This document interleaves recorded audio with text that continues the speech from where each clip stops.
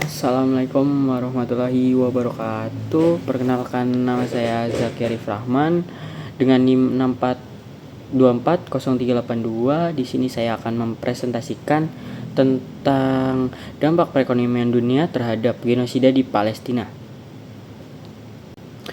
Konflik Palestina-Israel telah berlangsung selama puluhan tahun dengan eskalasi kekerasan yang semakin memprihatinkan, termasuk dugaan genosida terhadap rakyat Palestina. Di balik tragedi kemanusiaan ini terdapat faktor-faktor ekonomi global yang mempengaruhi dinamika konflik ekonomi dunia, termasuk kepentingan geopolitik, perdagangan senjata, dan ketergantungan energi. Memiliki peran signifikan dalam memperpanjang atau bahkan memperburuk situasi di Palestina. Berikut saya jelaskan untuk contoh-contoh dampak dari genosida terhadap Palestina, yaitu seperti kepentingan ekonomi negara-negara besar, yaitu di mana negara-negara adidaya seperti Amerika Serikat, Uni Eropa, China, dan Rusia memiliki kepentingan ekonomi dan politik di Timur Tengah. US misalnya memberikan bantuan miliar dolar setiap tahun kepada Israel. Sebagai besar dalam bentuk bantuan militer, dukungan ini tidak hanya bersifat politis tetapi juga terkait dengan industri pertahanan US yang mendapat keuntungan besar dari penjualan senjata. Selain itu, Israel merupakan mitra dagang penting bagi banyak negara barat dalam bentuk bidang teknologi, keamanan siber, dan energi. Hal ini membuat banyak pemerintah enggan mengambil sikap tegas terhadap pelanggaran HAM yang dilakukan Israel di Palestina. 2. Ada peran industri senjata global. Perang dan konflik bersenjata adalah bisnis yang menguntungkan bagi industri pertahanan global.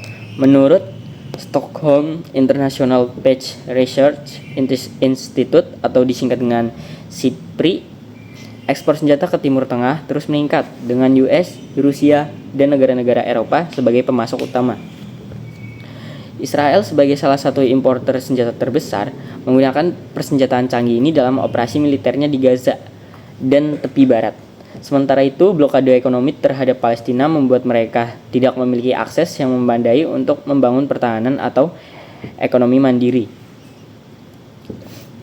Yang ketiga, ada ketergantungan energi dan pengaruh OPEC, yaitu di mana Timur Tengah adalah kawasan penghasil minyak terbesar di dunia. Konflik yang berkepanjangan termasuk di Palestina mempengaruhi stabilitas harga minyak global.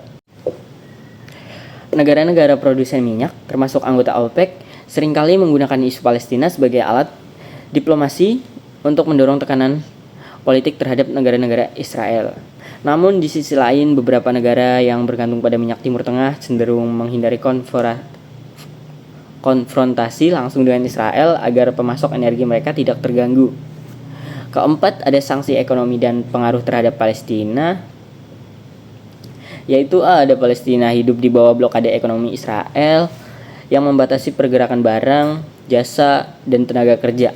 Kebijakan ini diperparah oleh ketidakstabilan ekonomi global, seperti inflasi dan krisis pangan, yang membuat rakyat Palestina semakin sulit mengakses kebutuhan dasar. Kedua, ada banyak perusahaan multinasional yang beroperasi di wilayah pendudukan Israel, termasuk di permukiman ilegal, turut memperkuat ekonomi Israel sambil mengabaikan hak-hak Palestina. Gerakan boycott, divestment, dan sanctions atau disingkat dengan BDS berusaha melawan praktik ini. Tetapi tekanan dari negara-negara pro-Israel sering menghambat upaya ini. Kelima, ada dampak krisis ekonomi global terhadap bantuan kemanusiaan, yaitu ketika dunia mengalami resesi atau krisis keuangan, bantuan kemanusiaan untuk Palestina seringkali terpengaruh.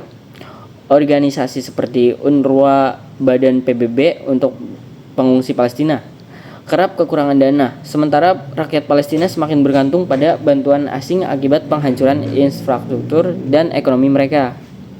Keenam, ada pengaruh pasar keuangan global terhadap pendanaan militer Israel, yaitu ada investasi asing dalam industri pertahanan Israel, Contohnya banyak perusahaan teknologi militer Israel yang didanai oleh investor global, termasuk dana pensiun dan perusahaan venture capital dari US dan Eropa.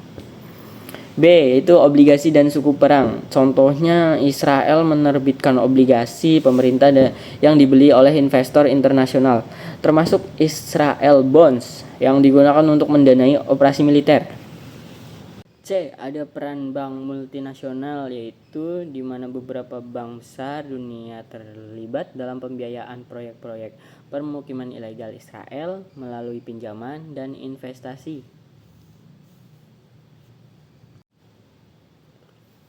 Ketujuh, ada ketergantungan teknologi dan pengawasan surveillance yang diperdagangkan, yaitu A few moments later. ada A. Perjanjian normalisasi atau juga Abraham Accords, yaitu beberapa negara Arab seperti Uni Emirat Arab, Bahrain, dan Maroko menormalisasikan hubungan dengan Israel demi keuntungan ekonomi, melemahkan solidaritas dengan Palestina. B. Ada kerjasama gas alam Mediterranean, yaitu Israel mengeksploitasi cadangan gas lepas pantai atau juga seperti ladang Leviathan dengan mitra Eropa, sementara Palestina tidak mendapatkan manfaatnya. Yang kesembilan ada bisnis.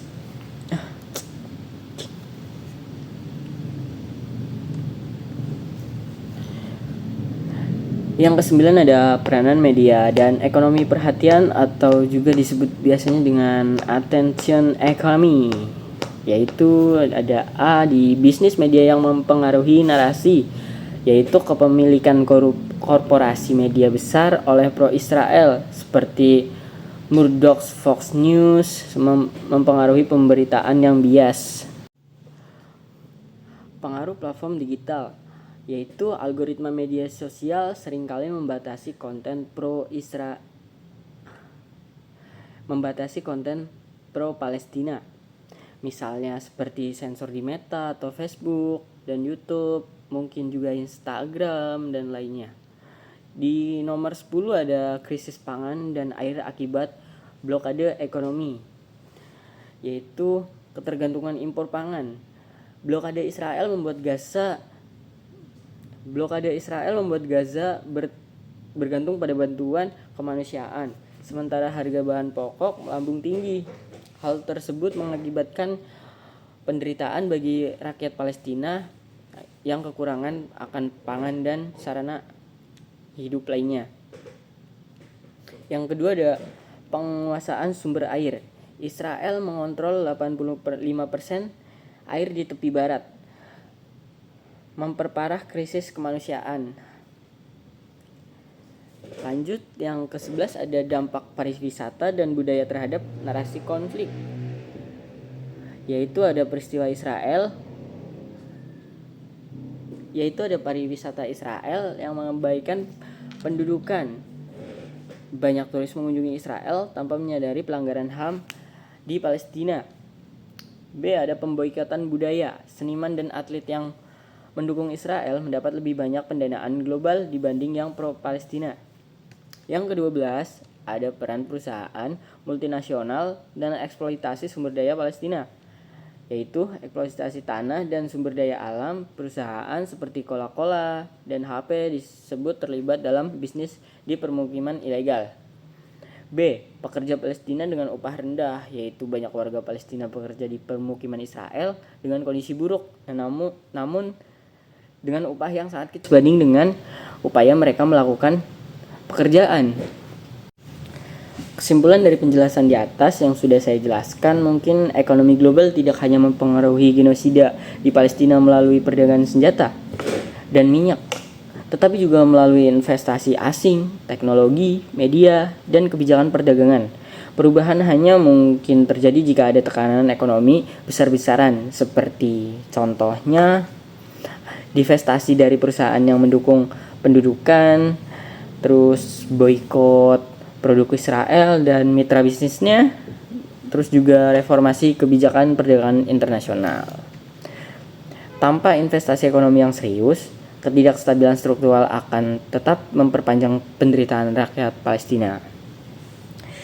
Sekian video penjelasan dari saya. Mohon maaf jika ada tutur kata yang kurang berkenan. Mohon dimaafkan. Wassalamualaikum warahmatullahi wabarakatuh. Thank you, everyone! Thank you, Elmore! Go!